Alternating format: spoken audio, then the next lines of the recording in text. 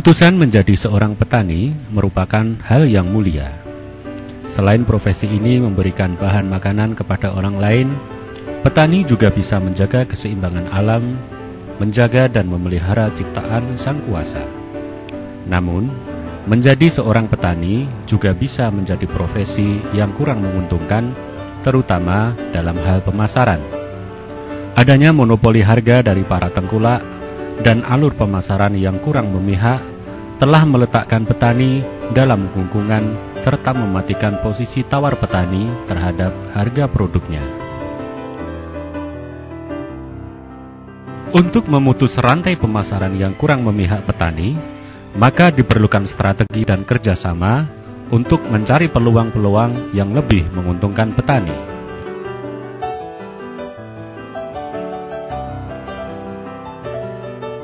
Nah, di sini kan yang ngatur harga si tengkulak itu sendiri, Mas. Harga mau dikasih berapa juga informasinya kan dari tengkulak itu sendiri. Sementara petani kan informasinya cuma dari tetangga, lakunya berapa kan begitu. Jadi harga masing-masing petani juga berbeda-beda, Mas. Saat ini masih kita mengikut saja, belum bisa mandiri dalam arti menentukan harga sendiri.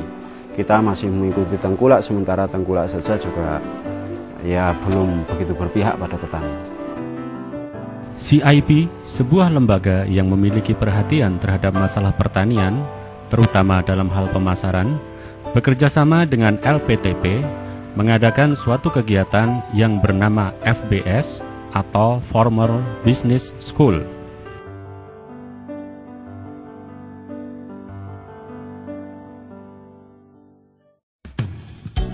Tujuan dari FBS adalah 1.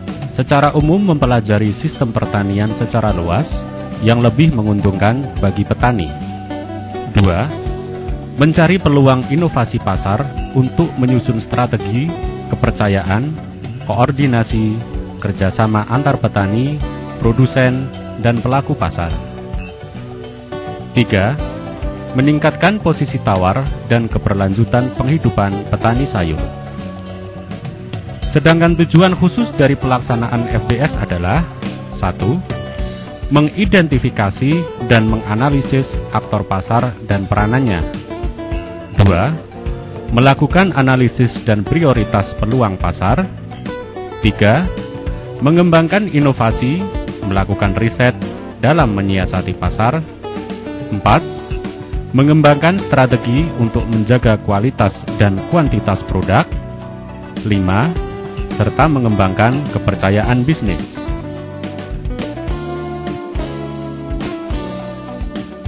Sebelum memasuki tahapan FBS, diperlukan pertemuan persiapan dengan kelompok tani yang bertujuan untuk penjajakan dan penentuan lokasi FBS. Lokasi FBS ditentukan berdasarkan ketertarikan dan antusiasme peserta yang sebagian besar relatif berusia muda dan aktif.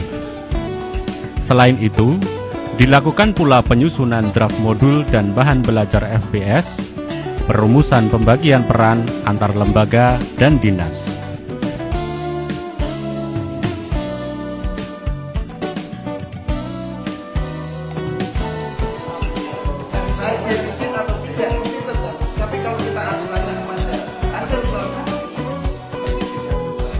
Tahapan FBS.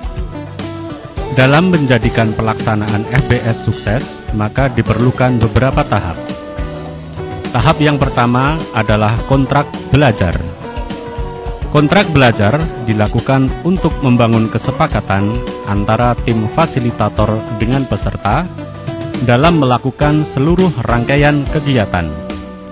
Dalam tahap ini pula, dilakukan pre-test yang bertujuan untuk mengetahui sampai di mana pengetahuan dan kemampuan peserta tentang pemasaran produk, sekaligus sebagai bahan evaluasi di akhir kegiatan.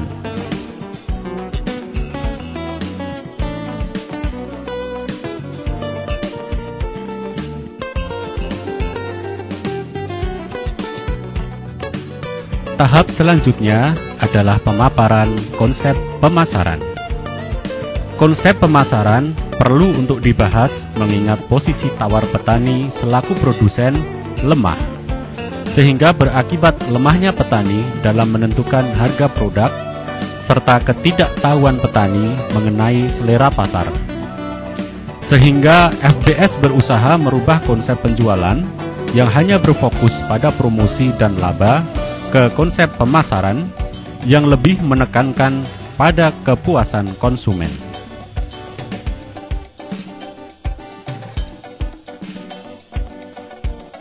Tahap persiapan kunjungan pasar.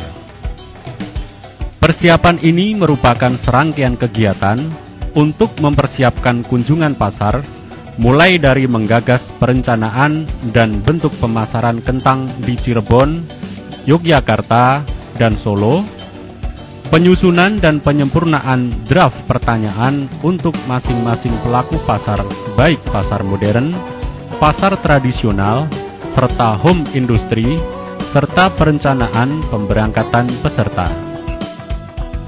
Tahap selanjutnya adalah kunjungan pasar. Kunjungan pasar ini diharapkan petani tahu sebenarnya kemana produk mereka dipasarkan dan tahu berapa harga produksi mereka di pasaran tanpa harus melewati tengkulak atau pengepul.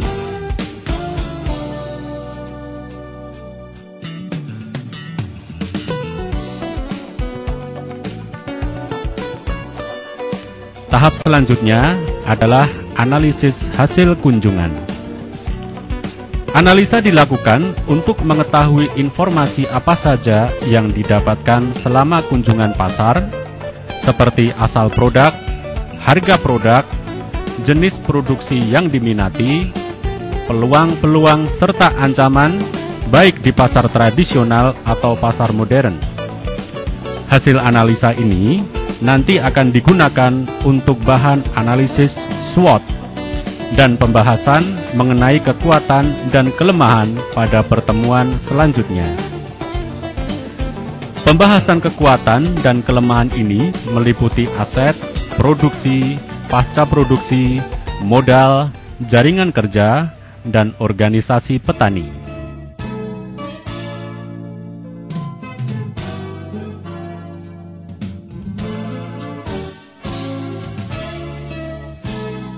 Pertemuan pelaku pasar. Pertemuan pelaku pasar dilakukan untuk mengetahui peluang-peluang kerjasama atau menjalin relasi bisnis. Pertemuan ini dilanjutkan dengan berdiskusi dengan para pelaku pasar, baik pasar tradisional maupun para manajer di pasar modern. Bentuk dari pertemuan ini bisa dilakukan dengan cara para peserta mendatangi para pedagang, atau bisa juga peserta mengundang para pelaku pasar.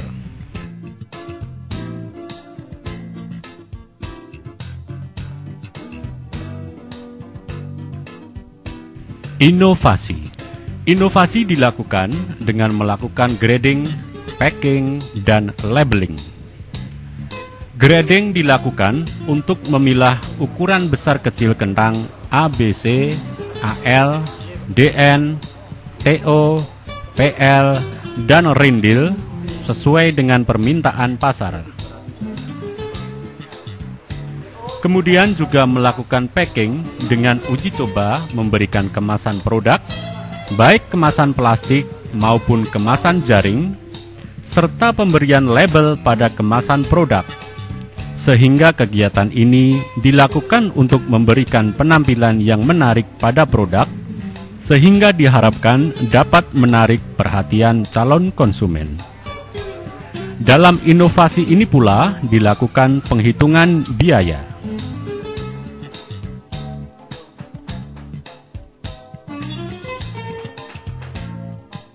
Uji inovasi. Setelah memberikan kemasan pada produk, maka tahap selanjutnya dilakukan uji inovasi dengan menguji coba memasarkan produk, baik curah maupun produk kemasan, baik ke pasar tradisional maupun ke supermarket, mall, yang merupakan pasar modern.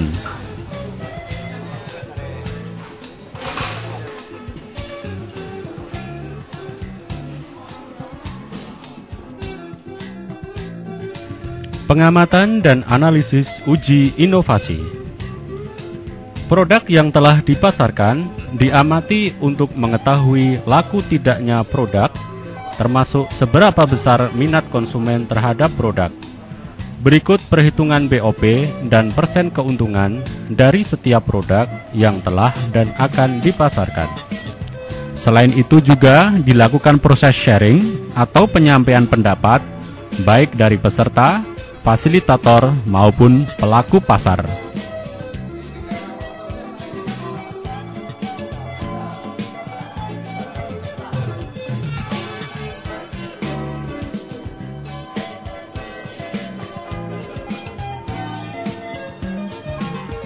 Perencanaan bisnis.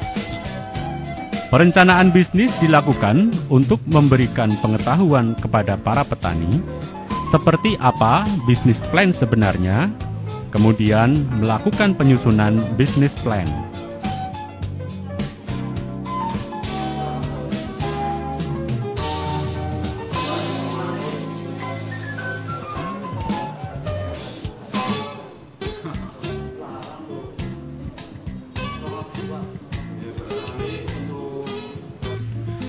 Pertemuan dengan lembaga terkait. Pertemuan dengan lembaga terkait dimaksudkan untuk mengetahui jasa-jasa pelayanan bisnis. Kalau keadaannya banyak, itu harganya tahu. Tahap selanjutnya adalah tahap penguatan kelompok. Tahap revisi perencanaan bisnis. Sesuai dengan namanya, tahap ini dilakukan untuk revisi atau penyempurnaan dari rencana bisnis yang telah disusun, sehingga diharapkan bisnis yang akan dijalankan bisa berhasil.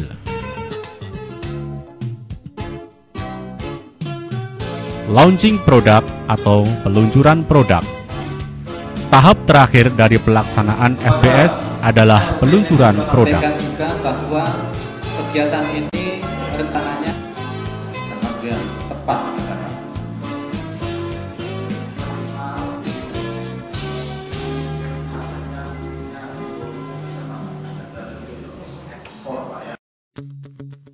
Dari serangkaian kegiatan FBS diharapkan dapat meningkatkan pengetahuan petani. Pemotongan alur pemasaran yang melewati Calo dan Tengkulak akan lebih memberikan keuntungan sehingga pada akhirnya akan dapat meningkatkan perekonomian petani. Jika bisa dapat keuntungan lebih, mengapa tidak?